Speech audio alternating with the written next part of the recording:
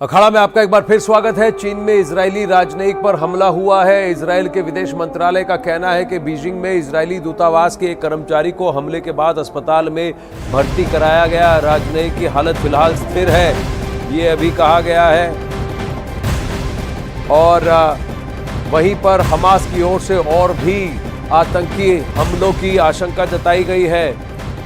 आज के दिन, शुक्रवार के दिन नमाज के बाद हर जगह, कई जगह पर प्रदर्शन तो हो ही रहे हैं दुनिया में अलग अलग जगह, लेकिन हमास की तरफ से ताबड़तोड़ आतंकी हमले हो सकते हैं, ये भी आशंका जताई जा रही है फिलहाल। लेकिन ये बताया जा रहा है कि इस राजनयिक को चीन में, बीजिंग में चाकू से बार बार उस पर आक्रमण किया गया है, उसको घात लगाकर उस पर अटैक किया गया है और फिलहाल अस्पताल में वो भर्ती है, राजनयिक इजरायली मूल का, जिसको कि अभी उसकी हालत स्थिर बताई जा रही।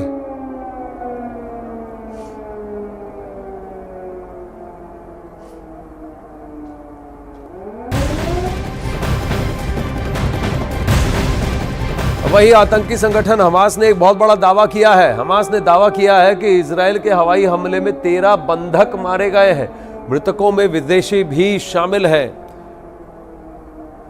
तो हमास की तरफ से ये कहना, हमास कयास ये लगाए जा रहे थे कि 250 से 300 बंधक हमास बनाकर ले गया है जब वो इजरायल के दक्षिणी भाग में घुसा और वहां पर उसने नरसंहार किया और उसके साथ ही कई सारे लोगों को बंधक बनाकर अपने साथ लेकर गया। इसमें विदेशी मूल के, गैर इजरायली मूल के कई सारे ऐसे लोग मौजूद हैं। अब हमास का कहना है कि इजरायल की एयर स्ट्राइक्स की वजह से करीब 13 बंधक फिलहाल मारे जा चुके हैं।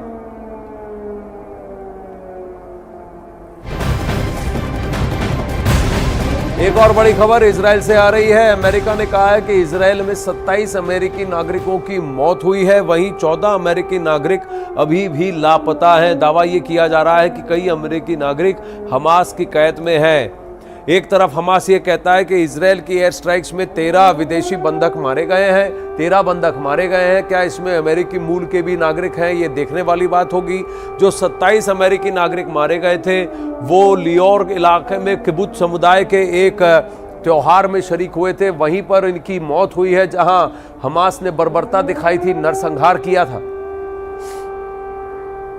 जिस वक्त हमास के आतंकी इजरायल में कत्लेआम मचा रहे थे, उस वक्त हमास का commander Mohammed Deif audio tape record कर रहा था।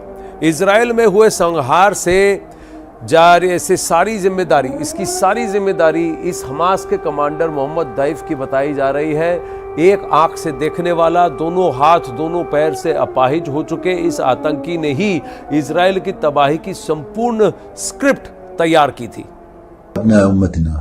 ويا أحرار العالم، من لم يستطع المشاركة في طوفان الأقصى مشاركة فعلية مباشرة فليشارك بالتضامن والتظاهر والمساندة.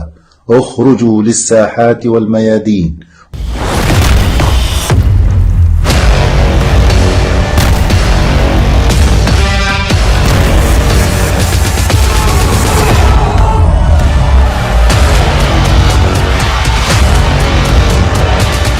इस 1 मिनट 35 सेकंड के ऑडियो क्लिप में इजराइल हमले की रूह कंपा देने वाली खूनी कहानी दर्ज है।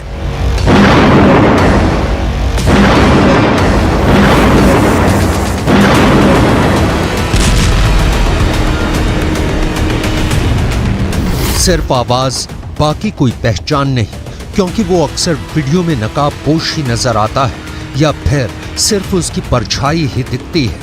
वो कभी किसी को सार्वजनिक रूप से नहीं दिखा है। वो कभी भी मोबाइल या किसी दूसरे डिजिटल टेक्नोलॉजी का इस्तेमाल नहीं करता है। इसी ने इजराइल के खिलाफ हमास के हमले को अल अक्सा स्ट्रॉम नाम दिया। يوم الثورة الكبرى من أجل إنهاء الاحتلال الأخير ونظام الفصل العنصري الأخير في العالم। आतंक का नंगा नाच करने की अपील करने वाली ये ऑडियो क्लिप वायरल हो रही है। कहा जा रहा है कि ये आवाज मोहम्मद दैफ की है, लेकिन कौन है ये मोहम्मद दैफ जिसने 50 सालों में इजराइल के खिलाफ इतना बड़ा हमला कर दिया, जिसके बारे में इजराइल सोच भी नहीं सकता था? कौन है मोहम्मद दैफ जिसे मारने के लिए इजराइल की तेज तर्रार खुफिया एजेंसी मोसाद ने 7 बार कोशिश की, लेकिन वो हर बार बच निकला। इजराइल को खून के आंसू रुलाने वाले मोहम्मद दईफ के बारे में जो पता चला है वो ये कि इसके दोनों हाथ नहीं है, दोनों पैर नहीं है, एक आंख नष्ट हो चुकी है, सिर्फ एक आंख से ही देख सकता है, व्हील चेयर पर चलने के लिए मजबूर है। मोहम्मद दईफ का कोई वीडियो इंटरनेट पर मौजूद नहीं है, बस मोहम्मद दईफ की साजिशों का शिकार हुआ इजराइल की तस्वीरें हैं जो मोहम्मद दईफ के विचारों की खूनी गवाही देती हैं।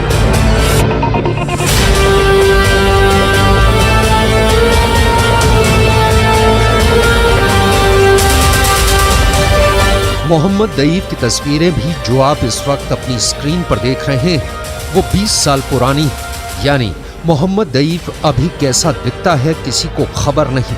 उसके बारे में गाजा पट्टी के लोगों को भी ज्यादा कुछ नहीं पता। मोहम्मद दईफ को दुनिया भर में नया ओसामा बिन लादेन का नाम दिया जा रहा है। गाजा पट्टी में मोहम्मद दईफ को लोग गेस्ट के नाम से जानते हैं क्योंकि मौत का दूसरा नाम मोहम्मद दईफ एक जगह कहीं ठहरता नहीं। मोहम्मद दईफ को नौ जिंदगी पाने वाली बिल्ली भी कहा जाता है क्योंकि कहा जाता है वो इजराइल के 9 बार के हमलों में अब तक बचता रहा है। लेकिन इंटरनेट पर मोहम्मद दईफ के बारे में जो जानकारी मौजूद है उसके मुताबिक मोहम्मद दईफ हमास के मिलिट्री विंग कस्साम का सुप्रीम कमांडर है। मोहम्मद दईफ ही इजराइल पर थल और नभ यानी पैराग्लाइडर से हमले का मास्टरमाइंड है। इसी आतंक के आका ने इजराइल को दुनिया के नक्शे से मिटाने की प्लानिंग की थी। इसी की कमान में हमास के सैकड़ों आतंकवादियों को एक साथ इजराइल भेजा गया। इसी मोहम्मद दईफ ने गाजा में बैठे बैठे इजराइल की सड़कों पर कत्लेआम की स्क्रिप्ट लिखी। इस मोहम्मद दईफ ने गाजा पट्टी के 20 लाख लोगों की जिंदगी इजराइल की मिसाइलों की ओर मोड़ दी। अपाहिज आतंकी ने रात के अंधेरे में जो कुछ रचा उसे अब पूरा गाजा पट्टी भुगत रहा है।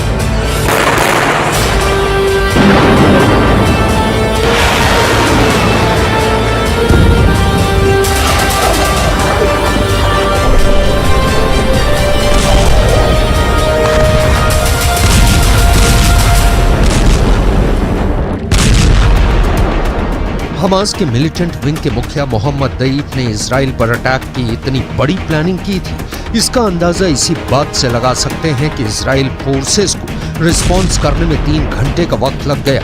इजराइल की खुफिया एजेंसी मोसाद को इस हमले की पहले भनक तक नहीं लगी। मतलब एक एक डिटेल को मोहम्मद दईफ सीक्रेट रखने में कामयाब रहा। कहा जा रहा है कि यह हमला इतना सुनियोजित और बड़े लेवल पर प्लान किया गया था, लेकिन इसकी जानकारी हमास के दूसरे आतंकी कमांडरों तक को नहीं थी जब तक कि उन्हें अटैक का ऑर्डर नहीं मिल गया।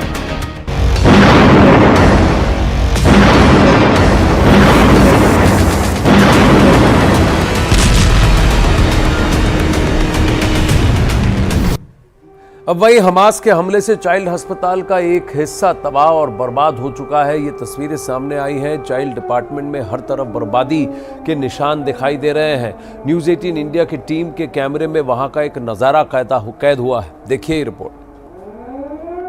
न्यूज़ 18 इंडिया आपको लगातार ग्राउंड जीरो से हर वो रिपोर्ट दिखा रहा है, हर जगह से हर पल वो रिपोर्ट दिखा रहा है जिसने इजराइल को चुनौती दिया हमास के हमले की। लेकिन सबसे अहम बात यह है कि हमास ने अस्पतालों को भी नहीं छोड़ा। ये जो डेब्रिस आपको दिख रहा है यानी मलबा जो दिख रहा है ये एक अस्पताल का मलबा है। बारजिलाई अस्पताल है, बारजिलाई यूनिवर्सिटी मेडिकल सेंटर जो कि एस्थेलॉन में है, जो कि बिल्कुल बगल में है हमास के। ये कांच के टूटे शीशे आप देख सकते हैं। ये अस्पताल पर हमला किया गया है। गनीमत था कि वहाँ कोई मरीज जहाँ बैठते वहाँ नहीं, बारजिलाई यूनिवर्सिटी मेडिकल सेंटर। और अब आपको दिखाता है जो डैमेज हुआ है, ये देख सकते हैं। ये सामने का एरिया पूरा का पूरा डैमेज हुआ है। करम सिंह हमारे कैमरा पर्सन जो हमारे साथ युद्ध भूमि में लगातार हमारे साथ मौजूद है वो आपको दिखा रहे। इस तरह से रेड रिबन से इसको प्रोटेक्टेड एरिया के तहत बना दिया गया है। और इम्पैक्ट कितना था वो आपको दिखाते हैं। इम्पैक्ट कितना था वो आपको दिखाएंगे। अस्पतालों को भी नहीं छोड़े। और ये पहला हमला था, 7 तारीख को ये हमला किया गया था। ये देखिए नीचे की दीवारें जो है दरक गई हैं। करम ये दिखाइए जो हमें देख रहे हैं न्यूज़ 18 इंडिया पे, वो देखिए नीचे की दीवार ये पूरी दरक गई है। उधर दूसरी तरफ ये दीवारें जो है मिसाइल के इम्पैक्ट से ही गिरी हैं। करम आप पीछे देखिएगा।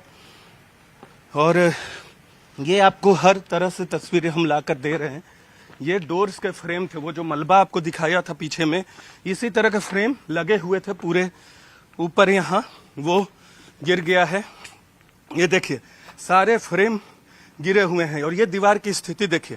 ये तो एक तरफ से आपको इम्पैक्ट पता चलेगा 7 अक्टूबर की घटना का, जब मिसाइल से हमला किया गया। अब वही हमास के हमले के बाद इजराइल के समर्थन में कई देश आकर खड़े हुए हैं। अमेरिका के बाद ब्रिटेन ने भी इजराइल के सपोर्ट में एक बहुत बड़ा फैसला लिया है और पूर्वी भूमध्य सागर में नौसेना के 2 जहाज भेजने का फैसला भी कर दिया है।